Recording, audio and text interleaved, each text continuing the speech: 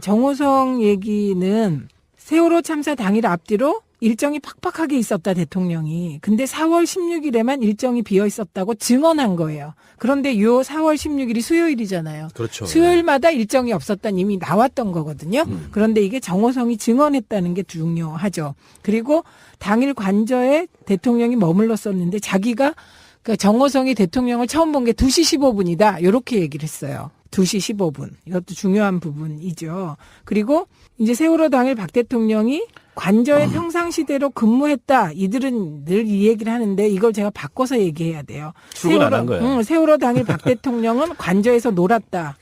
그렇죠. 예, 그래서 전화 서면은 본 거 봤는지 안 봤는지 모르겠고 전화로 보고하면 그냥 응응했다. 뭐 이 정도 얘기인 것 같고요. 미용사 얘기는 다 나온 바 있고 더 중요한 게 있었죠. 대통령이 누구하고 있었냐 이렇게 물어봤어요. 사생활이라 말할 수 예, 없다. 그 사생활이라 말할 수 없다가 다시 의문을 증폭시키고 있는 거예요, 지금. 그 관련해서 어제 JTBC가 단독 보도를 했는데 4월 14일이 그 수석비서관 회의가 있었고요. 15일이 국무회의가 있었고 그리고 수요일 날은 그래서 오전에 보통 일정을 안 잡는다고 합니다. 월요일, 화요일이 청와대가 가장 일정이 많은 날이기 때문에. 근데 4월 15일 날 국무회의 석상에서 찍은 사진하고 4월 17일 날 진도를 방문해요. 찍은 사진을 대조를 해봤는데 주사바늘 자국이 있습니다. 4월 17일 사진에. 그걸 가지고 성형외과 전문의들한테 다 돌려서 의견을 구해봤는데 리프팅 시술을 한 흔적이다. 라는 게 거의 일치된 견해였어요. 그리고 나서 그 이후로도 몇 번.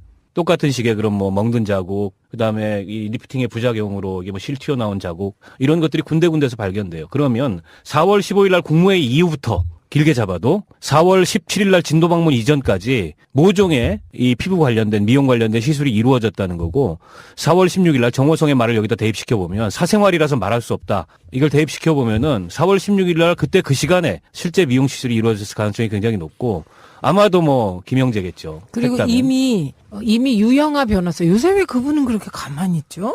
요새 왜 이렇게 사라졌지? 유영아 시야에서? 그분이 유영아는 탄핵 심판의 대리인이 아니고 네. 특검 수사 대리인이기 때문에 숨어 있군요. 아직은 지금 맹활약의 시기가 안 됐어요. 검찰 수사 시작할 때 그때 이제 맹활약. 근데 유영아가 얘기했어요. 다 얘기하고 여자로서의 사생활을 존중해 달라고. 그리고 그 사생활을 또 입에 올린 사람이 있었어요. 그게 김기춘이에요. 예, 사생활에 대해서 나는 모른다. 그래서 사생활. 예, 이게 연결되고 있는 거고요.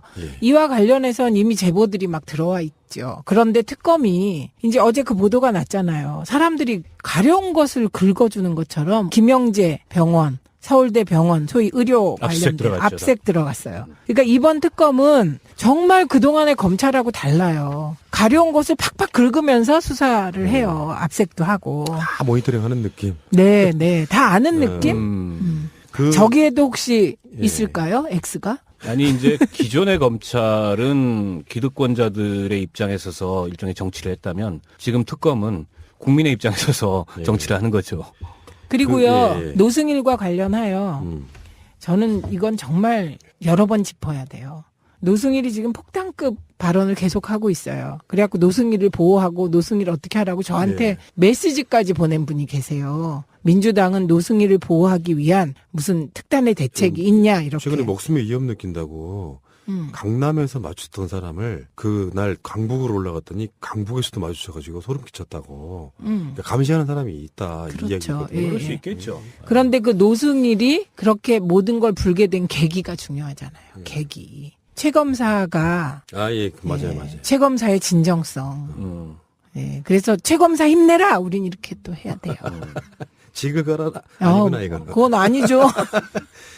노무현 대통령이요. 직을 걸었던 거죠, 그 양반은. 그렇죠, 이미. 무슨 만찬 같은 거를 하실 때 노 대통령이 포도주를 건배를 하면은 본인은 그 포도 주스를 마셨다고 해요. 근데 그 이유가 뭐냐고 물었더니 대통령은 사실 출퇴근 개념이 없다. 우리나라에서 유일하게 24시간 나라를 책임져야 되는 사람이라 술을 그렇게 마실 수가 없다. 그래서 포도주로 위장된 포도 주스를 마셨다 할 정도인데 근무 시간에 그것도 집구석에서 사무실도 출근 안 하고 뭐를 했는지는 모르지만 사생활이라고 말하는 것 자체가 그 하나만으로도 저는 탄핵 사유라고 봐요. 아니 그러니까 계속 그게 반복되어 온 일이라면 예, 지금 이제 그 정호성의 발언에서 우리가 탄핵 사유를 확실히 발견하는 거예요. 보통 공무원은 늦어도 9시에 출근해요. 6시까지 그냥 콕 근무해요. 네. 그런데 이분은 그날 2시 15분까지 사생활이라고 말할 일을 했다는 거잖아요.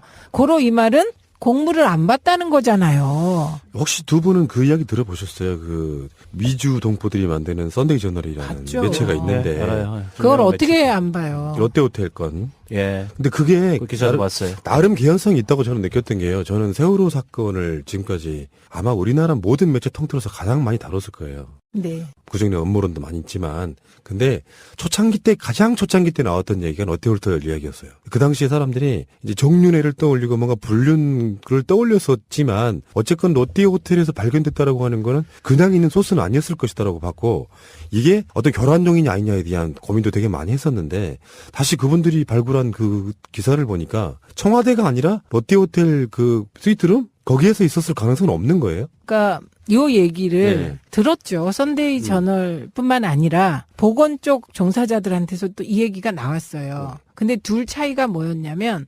H호텔이었어요. 보건 쪽에서 나온 건. H호텔. 어디를 말하는 거예요? 힐튼 호텔 혹은 하얏트 호텔. 그 주변에 두 개더라고요. 남산에. 예.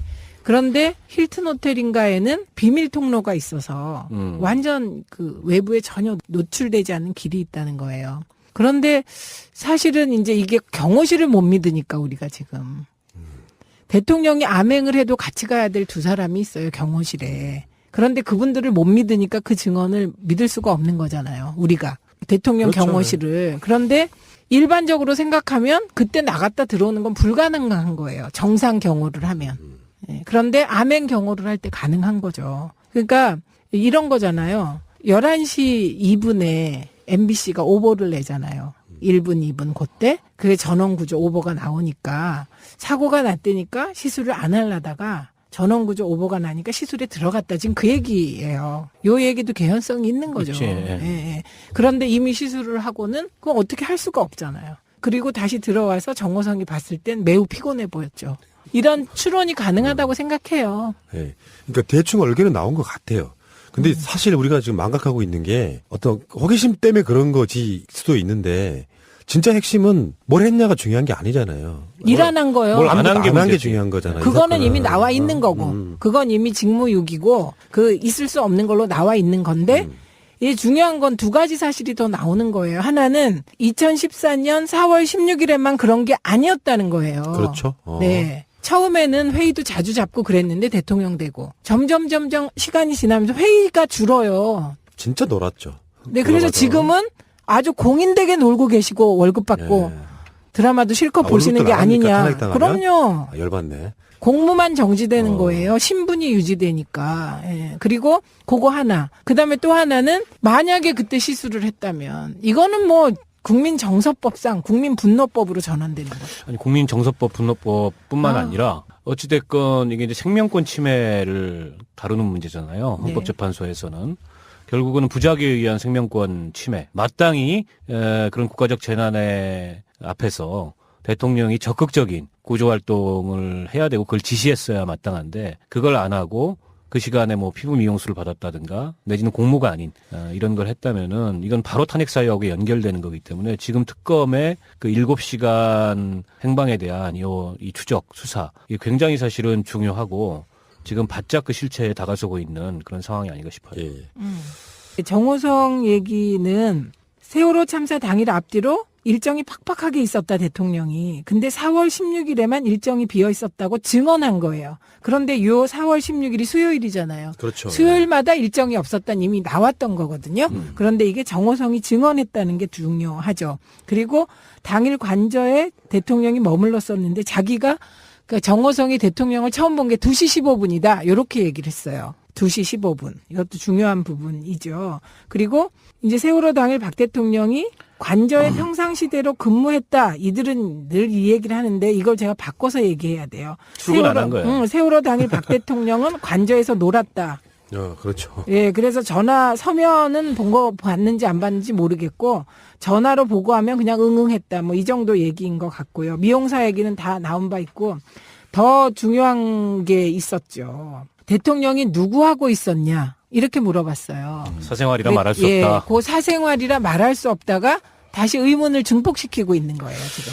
그 관련해서 어제 가서 그 이후로도 몇 번 똑같은 식의 그런 뭐 멍든 자국, 그다음에 이 리프팅의 부작용으로 이게 뭐 실 튀어나온 자국, 이런 것들이 군데군데서 발견돼요. 그러면 4월 15일 날 국무회의 이후부터 길게 잡아도 4월 17일 날 진도 방문 이전까지 모종의 이 피부 관련된 미용 관련된 시술이 이루어졌다는 거고, 4월 16일 날 정호성의 말을 여기다 대입시켜 보면 사생활이라서 말할 수 없다. 이걸 대입시켜 보면은 4월 16일 날 그때 그 시간에 실제 미용 시술이 이루어졌을 가능성이 굉장히 높고, 아마도 뭐 김영재겠죠. 그리고 했다면. 이미 유영아 변호사, 요새 왜 그분은 그렇게 가만히 있죠? 요새 왜 이렇게 사라졌지, 유영아 시야에서? 유영아는 탄핵 심판의 대리인이 아니고 예. 특검 그렇죠. 수사 대리인이기 때문에 아, 숨어 아직은 있군요. 지금 맹활약의 시기가 안 됐어요. 검찰 수사 시작할 때 그때 예. 이제 맹활약. 근데 유영아가 얘기했어요. 다 얘기하고 여자로서의 사생활을 존중해 달라고. 그리고 그 사생활을 또 입에 올린 사람이 있었어요. 그게 김기춘이에요. 예, 사생활에 대해서 나는 모른다. 그래서 사생활.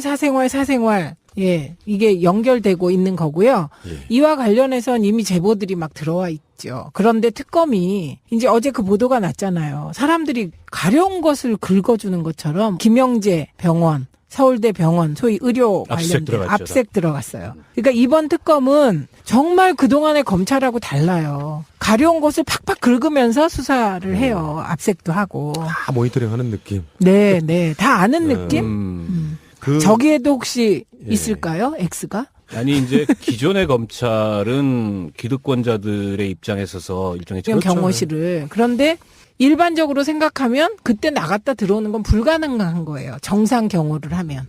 예. 그런데 암행 경호를 할 때 가능한 거죠. 그러니까 이런 거잖아요. 11시 2분에 MBC가 오보를 내잖아요. 1분, 2분 그때 그게 전원구조 오보가 나오니까 사고가 났다니까 시술을 안 하려다가 전원구조 오보가 나니까 시술에 들어갔다. 지금 그 얘기예요. 요 얘기도 개연성이 있는 거죠. 그치. 예, 예. 그런데 이미 시술을 하고는 그건 어떻게 할 수가 없잖아요. 그리고 다시 들어와서 정호성이 봤을 땐 매우 피곤해 보였죠. 이런 추론이 가능하다고 생각해요. 예. 그러니까 대충 얼개는 나온 것 같아요. 근데 사실 우리가 지금 망각하고 있는 게 어떤 호기심 때문에 그런 거지 수도 있는데 진짜 핵심은 뭘 했냐가 중요한 게 아니잖아요. 일 안 한 거요. 뭘 안 한 게 안 한 게 문제지. 중요한 거잖아요. 이 그거는 사건은. 이미 나와 있는 거고, 그건 이미 직무유기고, 그 있을 수 없는 걸로 나와 있는 건데, 이 중요한 건 두 가지 사실이 더 나오는 거예요. 하나는 2014년 4월 16일에만 그런 게 아니었다는 거예요. 그렇죠. 네. 처음에는 회의도 자주 잡고 그랬는데 대통령 되고 점점 시간이 지나면서 회의가 줄어요. 진짜 놀았죠. 네, 그래서 맞아. 지금은 아주 공인되게 놀고 계시고 월급 받고 예.